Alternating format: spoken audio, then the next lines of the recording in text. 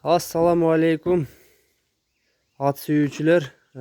Биздин каналдын катталуучулары бүгүн мына кара кашка кулун сатууга чыкты. Азыр ушул кулунду көрсөтүп беребиз туугандар. Кашказынан баштайынчы. Кашказын көрүңөр туугандар. Тоголок кашка кулун. Аркаңкы эки буту ак. Кулундун түйү Бишкектен келиптир туугандар. Бишкектин кулун экен. Аркаңкы эки буту ак экен. Соору жактарын көрсөтөйүн.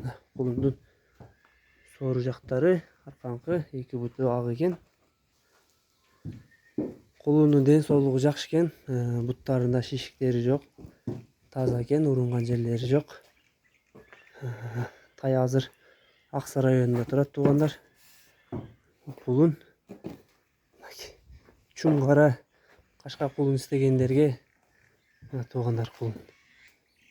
Баазы 47 миңге коюлду туугандар. Аксы район Кербен шаарында турат кулун. Башын карагылачы, моюндарын алып турушу. Жаныбардын башын карагыла туугандар кулундун.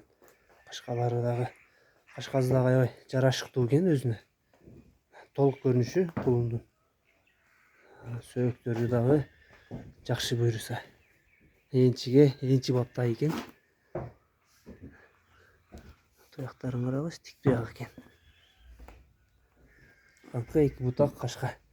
Баазы айтылды туугандар. Дареги Аксы районуна караштуу Кербен шаарында турат.